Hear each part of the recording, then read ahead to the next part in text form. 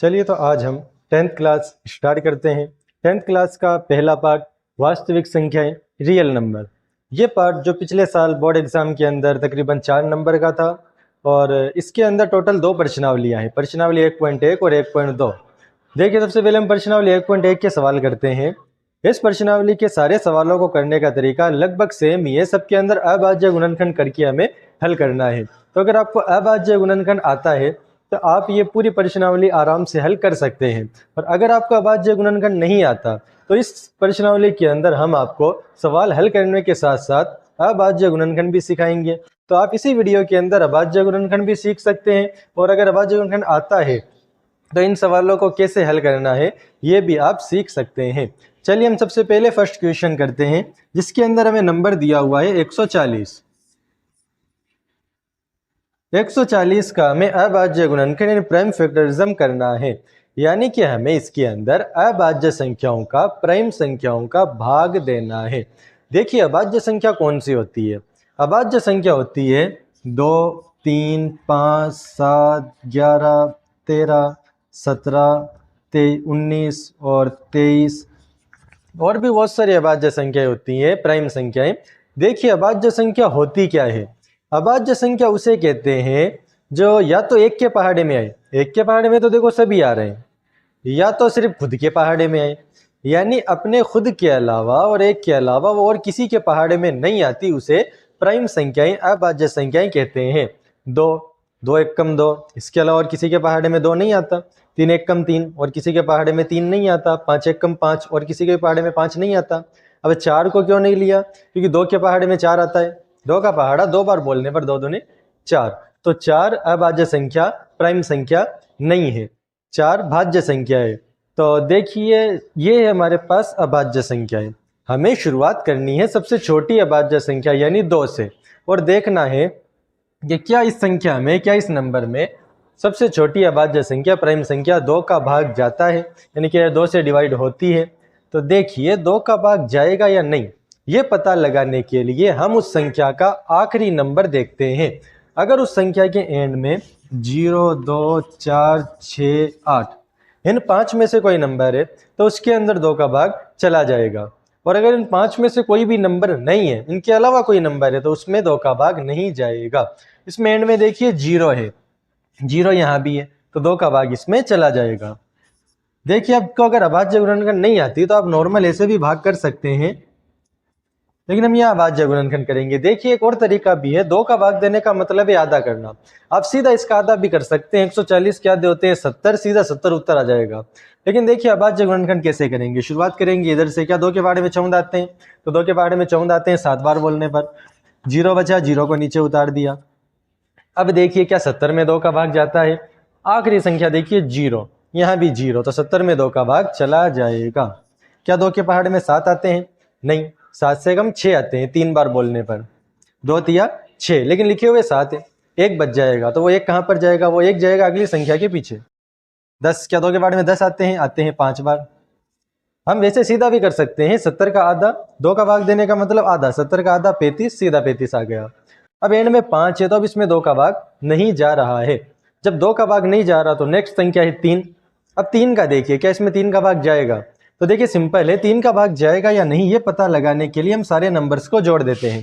For example यहाँ लिखा हुआ है 35, तो 35 यानी 3 और 5, 3 + 5 कितने होते हैं? 8। 3 के पहाड़ में 8 नहीं आते, 3 के पहाड़ में 8 नहीं आते तो 35 में भी 3 का भाग नहीं जाएगा। 3 के बाद नेक्स्ट संख्या है 5, क्या 3 के बाद, क्या 5 के पहाड़ में 35 आते हैं? तो देखिए 5 का भाग जाएगा या नहीं ये पता लगाने का सिंपल तरीका है। हमें अगर किसी भी संख्या के एंड में 5 नजर आ रहा है तो हम उसमें 5 का भाग दे देंगे, और 5 नजर नहीं आ रहा तो हम उसमें 5 का भाग नहीं देंगे। अब आप कहेंगे कि एंड में 0 होने पर भी तो 5 का भाग जाता है, स्कूल में नॉर्मली यही पढ़ाया गया। जी बिल्कुल, 0 होने पर 5 का भाग जाता है, लेकिन अगर 0 है फिर तो हम 2 का ही भाग दे देंगे, फिर 5 का भाग देंगे ही क्यों? इसलिए अगर किसी के एंड में 5 है तो 5 का भाग देंगे, नहीं तो नहीं देंगे। यहाँ पर एंड में 5 है तो इसमें 5 का भाग दीजिए। 5 के बारे में 35 आते हैं, कितनी बार बोलने पर? 7 बार। अब 7 किसके पहाड़े में आते हैं? 2 के पहाड़े में 7 नहीं, 3 के पहाड़े में 7 नहीं, 5 के पहाड़े में 7 नहीं, 7 के पहाड़े में 7 आते हैं। 7 के पहाड़े में 7 आते हैं एक बार बोलने पर। इस प्रकार ये अभाज्य गुणनखंड पूरी हो जाएगी। लेकिन सवाल क्या है? अभाज्य गुणनखंड के गुणनफल के रूप में व्यक्त करो। देखो यहाँ पर 2 लिखा हुआ है 2 बार, 2 की घात 2 लिख दी, फिर 5 लिखा हुआ है 1 बार गुणा 5, फिर 7 भी लिखा हुआ है गुणा 7। जो जो संख्याएं हैं हमने उन सबको गुणा के अंदर लिख दिया। 2 चूंकि 2 बार था तो हमने 2 की घात 2 लगा दी, 2 की पावर 2। बस यही इसका उत्तर है। यही अभाज्य गुणनखंड के गुणनफल के रूप में व्यक्त करना होता है। यह अभाज्य गुणनखंड के गुणनफल के रूप में व्यक्त हो गया और हमारा फर्स्ट क्वेश्चन का आंसर आ गया। बाकी के जितने क्वेश्चन है उन सब के अंदर भी हमें सेम रूल फॉलो करना है। पहले इसी प्रकार अभाज्य गुणनखंड करना है, फिर इधर जो जो संख्याएं हैं उन सबको गुणा के अंदर लिख देना है। कोई संख्या 2 बार है तो घात 2, 3 बार है तो पावर 3, 4 बार है तो पावर 4 घात 4, 5 बार है तो घात 5। इस प्रकार हमें इस सवाल का हल करना है। चलिए अब हम सेकंड क्वेश्चन करते, इसका सेकंड पॉइंट करते हैं। सेकंड पॉइंट तो चलिए इजी है, हम इसका थोड़ा मुश्किल क्वेश्चन लेते हैं। ये चौथा पॉइंट हम इसका करते हैं। चलिए इसका चौथा पॉइंट करते हैं। इसके अंदर भी हमें सबसे पहले 2 से शुरुआत करनी है। देखिएगा इसमें 2 का भाग जाएगा, एंड में 5 है तो इसके अंदर 2 का भाग नहीं जाएगा।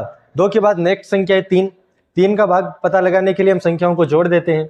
5 और 5 जोड़ने पर हो गए 10, 3 के बाद में 10 नहीं आते तो इस संख्या के अंदर 3 का भाग नहीं जाएगा। नेक्स्ट संख्या है 5, एंड में 5 हो तो 5 का भाग देंगे, एंड में 5 है तो हम इस संख्या के अंदर 5 का भाग देंगे। अब देखिए क्या 5 के बारे में 5 आता है? आता है एक बार।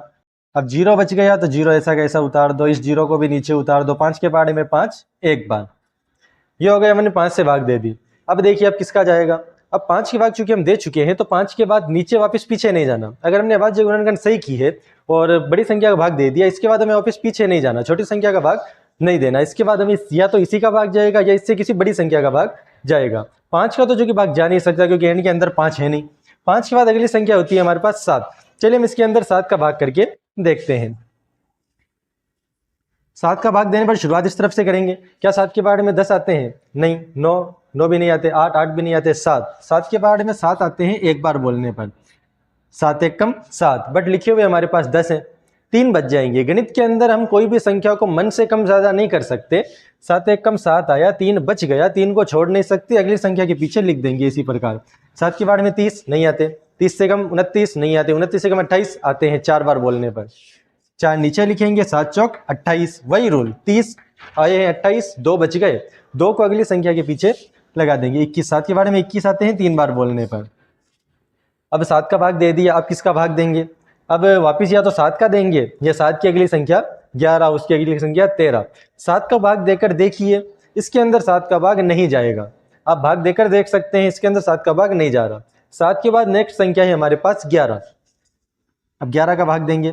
क्या 11 के पहाड़े में 14 आते हैं? नहीं। 13 नहीं। 12 भी नहीं आते। 11 आते हैं। कितनी बार? 3 बार बोलने पर। एक बार बोलने पर, 3 बार नहीं, सॉरी, एक बार बोलने पर 3 तो बचेगा।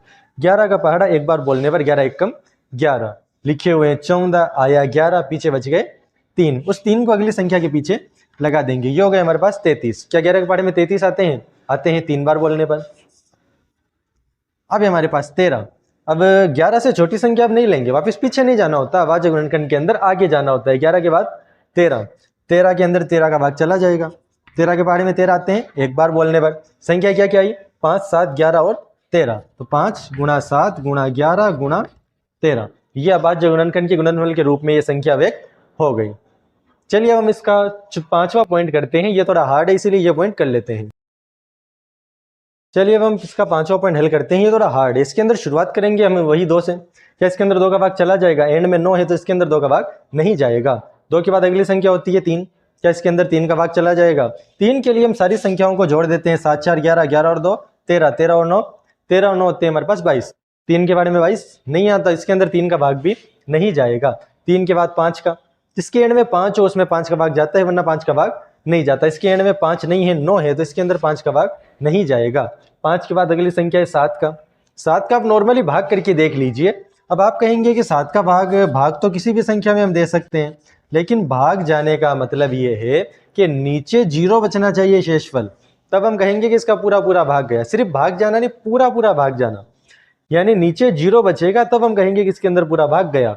7 के भाग में नीचे 0 नहीं बचे, 11 के अंदर भी नीचे जीरो नहीं बचे, 13 के अंदर भी नीचे जीरो नहीं बचे, 17 के अंदर नीचे जीरो बचे, तो हम यहाँ पर 17 का भाग देंगे।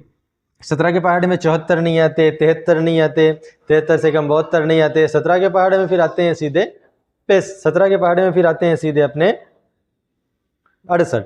17 17, 17 दूनी 34, 17 51, 17 चौक 68। 17 का पहाड़ा 4 बार बोलने पर 68 आते हैं। लिखे हुए 74 है, आए हैं 68, तो पीछे बच कितने गए? पीछे बच गए 6। 6 अगली संख्या के पीछे लगा दिया 62। क्या 17 के पहाड़े में 62 आते हैं? नहीं, इससे कम 17 कम 17, 17 दूनी 34, 17 तिया 51, 17 तिया 51, 17 चौक 68, तो 68 तो 62 से ज्यादा होते हैं, हमें भाग के अंदर कम लेना होता है, तो हम 51 लेंगे 3 बार बोलने पर। आए हैं 51, लिखे हुए 62, पीछे बच गए 11। 11 इसके पीछे लगा दो, हो गए 119। 17 के बारे में 119 आते हैं, 17 के बारे में 119 आते हैं अपने 7 बार बोलने पर। 17 7 119। तो इस प्रकार हमने 17 का भाग इसमें दिया। अब 17 के बाद वापस पीछे तो जाना नहीं, 17 के बाद अगली संख्या का भाग जाएगा 19 का। 19 का भाग दीजिए, 19 से कम 19, 19 दूनी 38, लिखे हुए 43 आए हैं 38, पीछे बच गए 5, हो गए 57। 19 से कम 19, 19 दूनी 38, 19 तिया 57, 3 बार। अब 19 के बाद अगली आवाज संख्या है 23, 23 का भाग दे दीजिए, 23 एक कम 23। हमारे पास संख्या है 17, 19 और 23, 17 इंटू 19 इंटू 23। इस प्रकार ये पहले सवाल का हल हो गया। 5वें पॉइंट का 17 इंटू 19 इंटू 23, ये इसका उत्तर है। हर क्वेश्चन इसके अंदर कोई भी संख्या है, हमें यही करना है, अभाज्य गुणनखंड किया, इसकी जो जो इधर वाली संख्याएं आई उन सबको आपस में गुणा करके लिख दिया। अगर कोई 2 बार है तो घात 2, 3 बार है तो घात 3, 4 बार है तो घात 4। इस प्रकार हमें अभाज्य गुणनखंड प्राइम फैक्टरिज्म करके इस सवाल का हल करना है। चलिए अब हम इसका दूसरा सवाल करते हैं। दूसरे सवाल के अंदर हमें इसका एलसीएम व एचसीएफ ज्ञात करना है और एक जांच भी करनी है कि दोनों संख्याओं को गुणा करने पर और एलसीएम और एचसीएफ को गुणा करने पर दोनों के मान बराबर आएंगे। चलिए देखिए, बहुत आसान क्वेश्चन है एलसीएम और एचसीएफ ज्ञात करने का, लेकिन इसके लिए आपको अभाज्य गुणनखंड प्राइम फैक्टरिज्म आना चाहिए, जैसा भी हमने पिछले सवाल में आपको बताया था। चलिए इस सवाल के अंदर एक बार और देखते हैं। 26 और 91 दो संख्याएं हैं, हमें इन दोनों का अभाज्य गुणनखंड प्राइम फैक्टरिज्म करना है। चलिए इन दोनों का अभाज्य गुणनखंड करते हैं। सबसे पहले 91 सबसे पहले हम सबसे छोटी अभाज्य संख्या 2 से शुरू करेंगे। 2 के बाद यहाँ देखिए क्या इसमें 2 का भाग जा रहा है, एंड में 6, 2 का भाग चला जाएगा। अभाज्य गुणनखंड करने की जरूरत ही नहीं है, 2 का भाग देने का मतलब होता है आधा करना, सीधा आधा कर दो, 26 का आधा 13। 13 और किसी के पहाड़े में नहीं आते, 13 सीधे 13 के ही पहाड़े में आता है।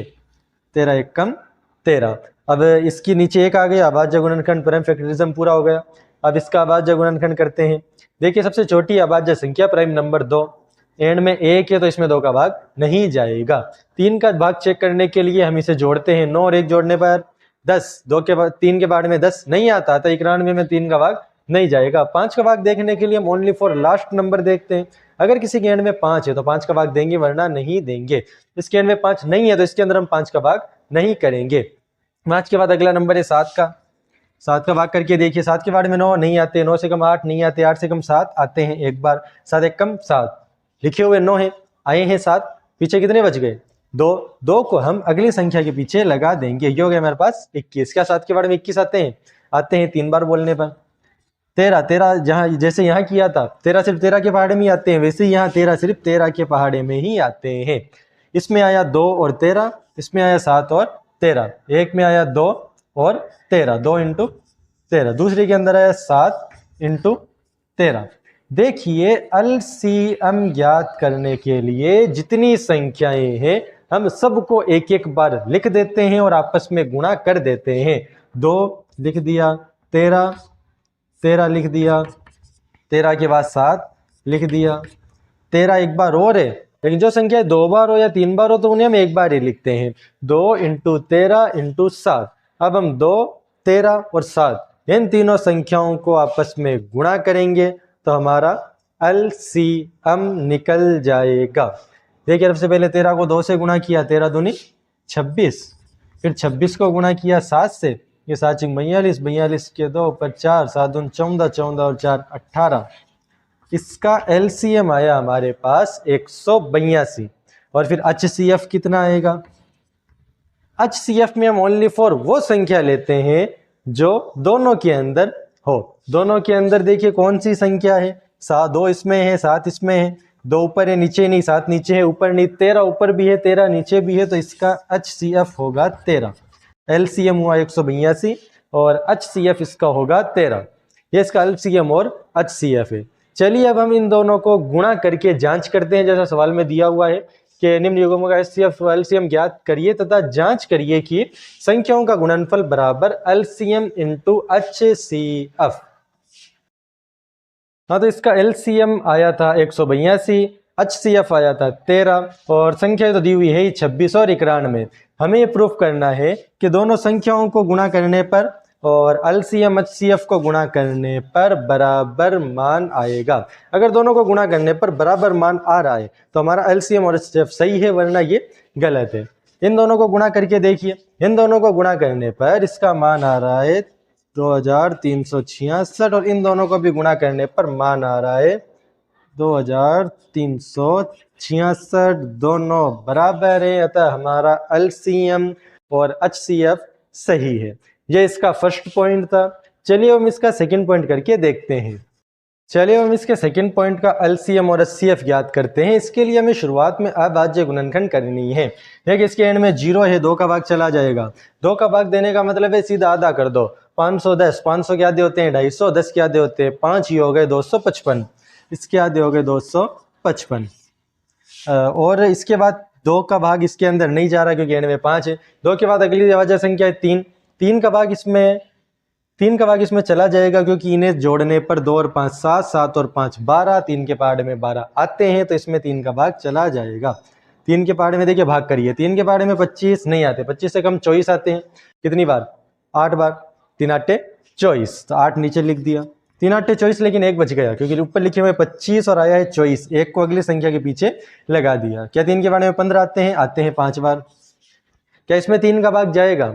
नहीं, क्योंकि 8 और 5 जोड़ने पर होते हैं 13। 3 के बारे में 13 नहीं आते तो इसमें 3 का भाग नहीं जाएगा। 3 के बाद अगली संख्या है 5। देखिए क्या इसमें 5 का भाग जा रहा है? तो हाँ, इसके अंदर 5 का भाग जा रहा है क्योंकि एंड में 5 लिखा हुआ है। 5 के बारे में 8 नहीं आते, 8 से कम 7 नहीं आते, 6 नहीं आते, 5 ही आते हैं एक बार। 5 एक कम 5, बट लिखे हुए 8 है तो पीछे 3 बच जाएंगे। 3 जाएंगे अगली संख्या के पीछे। 5 के बारे में 35 7 बार। 17 और किसी के पहाड़े में नहीं आता, सीधे 17 के में 17 एक कम 17, नीचे एक आ गया। अभाज्य गुणनखंड पूरी हो चुकी है। अब इसकी अभाज्य गुणनखंड करते हैं। एंड में 2 है तो 2 का भाग दीजिए। 2 के बारे में 9 नहीं आते, 9 से कम 8 आते हैं 4 बार। पीछे बचा एक 12, 2 के बारे में 12 6 बार। फिर 2 का भाग दीजिए। 2 का भाग सीधा आधा कर दीजिए। 46 के आधे कितने होते हैं? 23। 23 के अंदर और किसी का भाग नहीं जाता, सीधा 23 का जाएगा। 23 एक कम 23, तो 510 की तो अभाज्य गुणनखंड हुई 2 3 5 और 17, 2 3 5 और 17। और 92 की अभाज्य गुणनखंड हुई 2, देखिए 2 बार है तो 2 की घात 2, 2 की पावर 2, 23 एक बार है गुणा 23। सबसे पहले LCM ज्ञात करेंगे। LCM ज्ञात करने के लिए सारी संख्याओं को हमें एक एक बार लिख देना होता है। 2 3 5 17 और 23, 2 × 3 × 5 × 17 × 23। अब 2 की देखो यहाँ पर भी 2 है, यहाँ पर भी 2 है, यहाँ घात नहीं है, यहाँ घात 2 है। LCM में हम ज्यादा वाली घात लेते हैं तो 2 की घात यहाँ पर 2 लगा देंगे। 2 की घात 2 का मतलब है 2 × 2, 2 × 2 होता है 4, 4 × 3 × 5 × 17 × 23।